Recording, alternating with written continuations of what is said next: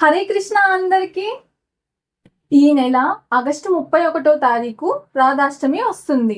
ఈ సందర్భంగా రాధాష్టమి ఎలా జరుపుకుంటారు అని ఒక డెమో వీడియో చేస్తున్నా, చూడండి.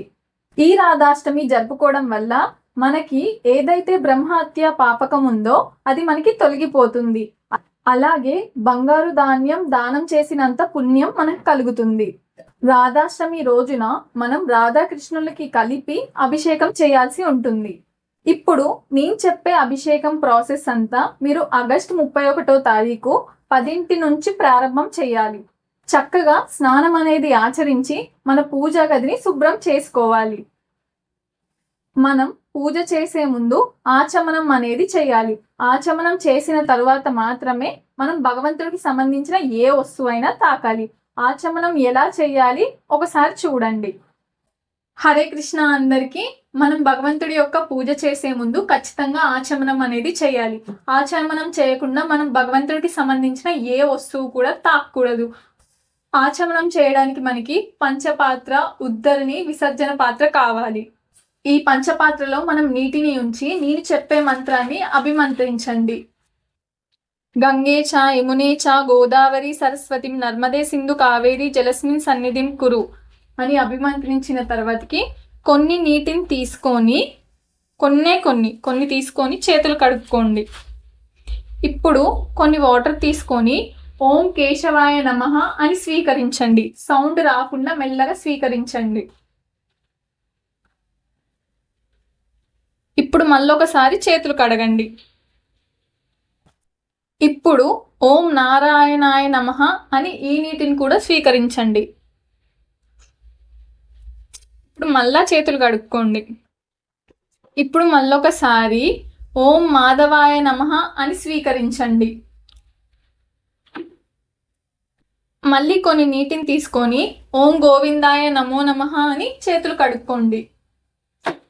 ఇప్పుడు మళ్ళీ కొన్ని నీటిని తీసుకొని ఇవి శిరస్సు పైన సంప్రోక్షణ చేసుకోవాలి. ఈ మంత్రాన్ని స్మరణ చేస్తూ అపవిత్రానాం పవిత్రోవ సర్వవాస్తో గతోపీవ యహ స్మర్మతే పున్నరీకాక్షం సబ్బాహ్య అభ్యర్ణత శుచిహి. దీంతో ఆచమనం అనేది పూర్తవుతుంది. ఇప్పుడు అభిషేకం కోసం రాధాకృష్ణుల్ని ఒక పీఠంలో నిలుపుదాం. ఆచమనం చేసిన తరువాత మనం రాధాకృష్ణుల మూర్తుల్ని ఒక పీఠంలోకి నిలుపుకోవాలి. చాలా మంది దగ్గర రాధాకృష్ణుల విగ్రహాలు ఉండవు కాబట్టి వాళ్ళు రాధాకృష్ణుల పటాన్ని అంటే ఒక ఫోటోని కూడా మీరు తీసుకోవచ్చు.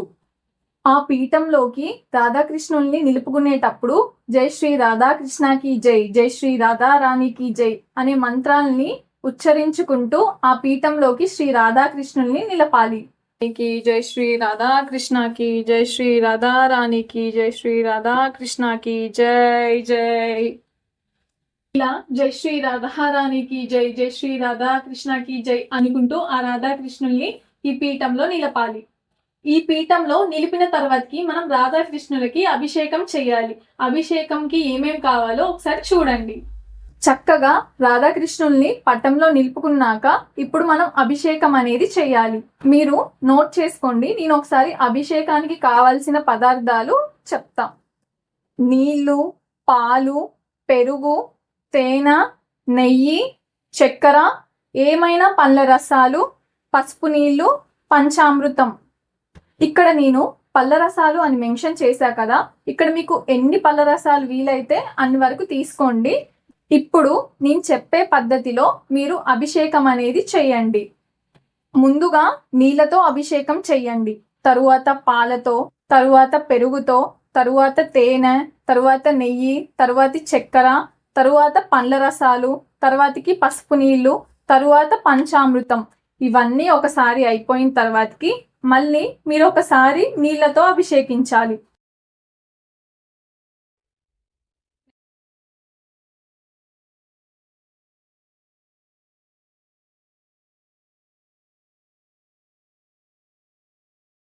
నీళ్లతో అభిషేకం చేసిన తరువాతకి చక్కగా ఒక నూతన వస్త్రం తీసుకొని ఆ రాధాకృష్ణుల్ని ఇద్దరిని చక్కగా తుడవాలి. చక్కగా తడి లేకుండా రాధాకృష్ణుల్ని తుడుచుకున్న తర్వాతకి కొన్ని పూలు తీసుకొని ఆ రాధాకృష్ణులపై అభిషేకించాలి. అభిషేకం చేసేటప్పుడు మనం గంటని మోగిస్తూ జయ గోపాల, జై శ్రీ రాధాకృష్ణకి జై, జై శ్రీ రాధారాణికి జై అని అనుకుంటూ మనం అభిషేకం అనేది చేయాలి. అభిషేకం అయ్యాక మనం రాధాకృష్ణుల్ని అలంకరించాలి.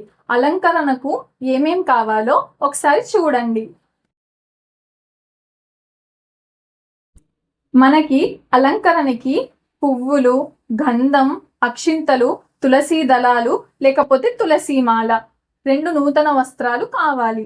ముందుగా ఆ రాధాకృష్ణులకి ఇద్దరికి గంధంతో మంచిగా బొట్లు పెట్టి అలంకరించుకోవాలి. తరువాత మన దగ్గర ఉన్న సువాసన వచ్చే పూలు, కదంబ పూలు కానీ లేకపోతే విరజాజులు, సన్నజాజులు, మల్లెపూలతో ఇలాంటి సువాసన భరితమైన పూలతో ఆ రాధాకృష్ణుల్ని అలంకరించుకోవాలి.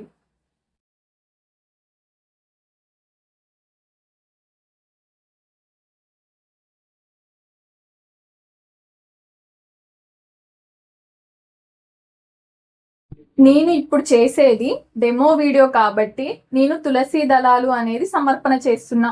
మీకు టైం ఉంటే ఖచ్చితంగా తులసి మాల అనేది సిద్ధం చేసి ఆ రాధాకృష్ణులకి సమర్పణ చెయ్యండి.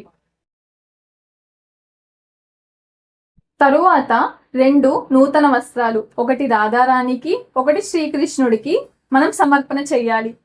మీకు ఒకవేళ మీరు తెచ్చిన నూతన వస్త్రాలు ఆ రాధాకృష్ణులకి అలంకరించేలాగా ఉంటే మీరు ఆ రాధాకృష్ణ మూర్తులకి మీరు తెచ్చిన వస్త్రాలు అలంకరించవచ్చు. లేదు మా దగ్గర చిన్న విగ్రహాలు లేదు మా దగ్గర పట్టం ఉంది అని అంటే మీరు ఆ వస్త్రాల్ని ఆ రాధాకృష్ణ మూర్తుల ముందు పెట్టండి. చివరిగా ఆ రాధాకృష్ణులకి మనం అక్షింతలు సమర్పణ చేయాలి. ఇక్కడ చాలా మంది అడుగుతున్నారు, అక్షింతలు సమర్పణ చేయాలి అంటే తలపైన వేయాలా లేకపోతే పాదాల దగ్గర వేయాలా అని. ఇది మన భావన మీద ఆధారపడి ఉంటుంది. మనం రాధాకృష్ణుల్ని మన అమ్మా నాన్నల్లాగా కొలిస్తే వాళ్ళ పాదాల దగ్గర, లేదు రాధాకృష్ణుళ్ళు కొంతమంది ఉంటారు వాళ్ళు పెద్దవాళ్ళు, రాధాకృష్ణులు నా పిల్లల్లాగా కొలిస్తే వాళ్ళ శిరస్సు మీద మనం అక్షింతలు అనేది విడవచ్చు. లేదు అలా అనుకుంటే మీరు పాదాల దగ్గర అక్షింతలు అనేది విడిచేయండి. అభిషేకం అయిపోయిన తర్వాతకి మనం రాధాకృష్ణులకి నైవేద్యం అనేది సమర్పణ చేయాలి. ఈ నైవేద్యంలో కేవలం సాత్వికమైన పదార్థాలు మాత్రమే మనం సమర్పణ చేయాల్సి ఉంటుంది. అంటే కొంతమంది ఉంటారు వెల్లి, ఉల్లిల్లి వాడతారు, అవి కాకుండా సో మీరు నైవేద్యం రాధాకృష్ణ కోసం నైవేద్యం ప్రిపేర్ చేసేటప్పుడు ఆనియన్, గార్లిక్ అనేది అవాయిడ్ చేసేసి నైవేద్యం అనేది ప్రిపేర్ చేయండి. అలాగే మినపపప్పు అంటే జనరల్గా చాలా మంది కాదు, ఏకాదశి రోజు కానీ లేకపోతే ద్వాదశి రోజు కానీ మినప్పప్పు ఎవరు తినరు అనమాట. సో రాధాష్టమి రోజు కూడా మీరు మినప్పప్పు తినకోకుండా ఉండడానికి ప్రయత్నించండి. మినప్పప్పు అయితే ప్రసాదాల్లో వాడొద్దు. అలాగే నైవేద్యాల్లో మీరు ఫ్రూట్స్, యాపిల్, బత్తాయ, దానిమ్మ అలాంటి ఫ్రూట్స్ అనేవి ఇంక్లూడ్ చేయండి. వీటితో పాటు మనం రాధాష్టమి రోజు ఆకుకూరలు ఎక్కువ స్వీకరించాలి. కాబట్టి మీరు ఖచ్చితంగా నైవేద్యం అంటే ఓన్లీ స్వీట్స్, ఫ్రూట్సే ఇవ్వాల్సిన అవసరం లేదు. మనం ఏది తింటామో అది భగవంతుడికి ఖచ్చితంగా సమర్పణ చేయాలి. సో అన్నం, కూర, పప్పు ప్రతి ఒక్కటి చేయొచ్చు. సో మీరు ఏది వండినా కానీ సాత్వికంగా వండి ఆ రాధాకృష్ణుడికి సమర్పణ చేయండి. మీరు సమర్పణ చేసే నైవేద్యం మీద తులసి దళం అనేది ఖచ్చితంగా ఉండేట్లాగా చూడండి. చాలా మంది నైవేద్యం పెడతారు కానీ నీళ్లు మాత్రం సమర్పణ చేయరు. ఖచ్చితంగా మీరు నీళ్లు కూడా సమర్పణ చేయాల్సి ఉంటుంది. ఆ రాధాకృష్ణుల ముందు నైవేద్యం ఉంచి హరే కృష్ణ మహామంత్రాన్ని 3 సార్లు స్మరించండి. హరే కృష్ణ కృష్ణ కృష్ణ హరే హరే, హరే రామ రామ రామ హరే హరే అనే మంత్రాన్ని 3 సార్లు స్మరణ చేయండి. 3 సార్లు స్మరణ చేసిన తర్వాతకి ఆ నైవేద్యం రాధాకృష్ణులకి తినమని ఎంతో ప్రేమగా చెప్పిన తర్వాత మనం పూజ గది డోర్ లేకపోతే కర్టన్ వేసి ఒక 8 నిమిషాలు క్లోజ్ చేసి బయట ఉండాలి. మళ్ళా తరువాత ఆ పూజ గదిలోకి వెళ్లే ముందు పర్మిషన్ తీసుకోవాలి. అంటే ఒక క్లాప్స్ కొట్టి లేకపోతే బెల్ కొట్టి ఆ పూజ గదిలోకి వెళ్ళి మనం నెక్స్ట్ రాధాకృష్ణులకి హారతి అనేది ఇవ్వాలి.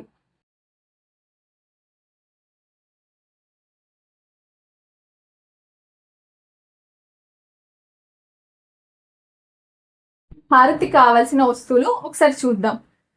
హారతి కావాల్సినవి ధూపం, దీపం. ధూపం అనేది మనం ఆర్గానిక్ ధూపం అనేది తీసుకుంటే చాలా బెటర్. దీపం అనేది 5 ఒత్తులు ఉన్న దీపం అనేది తీసుకోవాలి.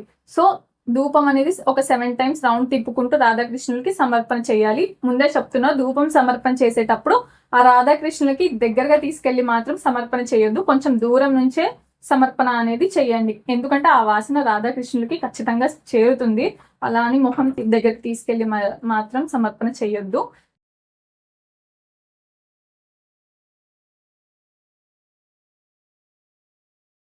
ఇంతటితో రాధాకృష్ణులకి హారతి ఇవ్వడం అనేది ముగుస్తుంది. ఇప్పుడు మనం రాధాకృష్ణులకి సేవ చేసుకుందాం. ఈ సేవకు మనకు కావాల్సింది వింజావరం, చామరం. ఈ చామరంతో వింజావరంతో రాధాకృష్ణులకి 7 సార్లు, ప్రతి దాంతో 7 సార్లు సేవ అనేది చేసుకోవాలి.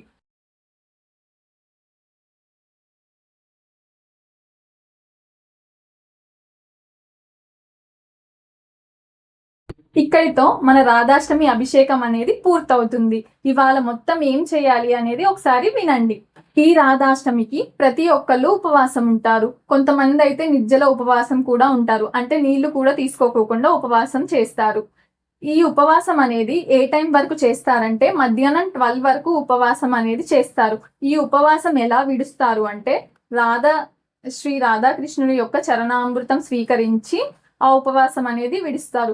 ఈ ఉపవాసం మనం విడిచేటప్పుడు ఆ రాధామాత కోసం మనం హల్వా, పూరి, ఇంకా ఆకుకూరలు అనేది రాధాష్టమి రోజు ఖచ్చితంగా తినాలి. కాబట్టి ఒక ఆకుకూర, ఒక 2-3 ఆకుకూరలు, మనం అన్నం, వాటర్ అనేది రాధాకృష్ణులకు సమర్పణ చేసి అవి మనం స్వీకరించవచ్చు అండి.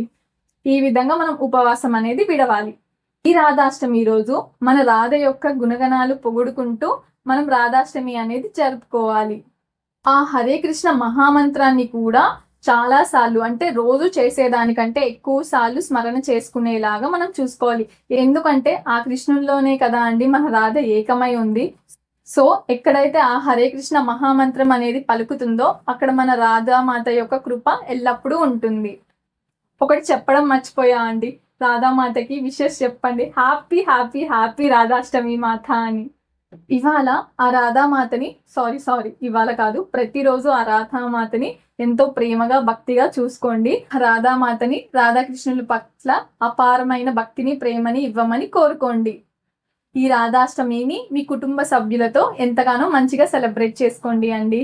రాధే రాధే, హరే కృష్ణ. ఒకవేళ మీరు ఇంట్లో ఇలా పూజ చేసుకోకపోతే దగ్గరలో ఉన్న రాధాకృష్ణుల ఆలయాన్ని దర్శనం చేసుకోండి. చక్కగా మంగళహారతిలో మరియు అభిషేకంలో పాల్గొనండి. అక్కడ మహాప్రసాదాన్ని స్వీకరించండి. Once again happy happy happy Radhashtami అండి.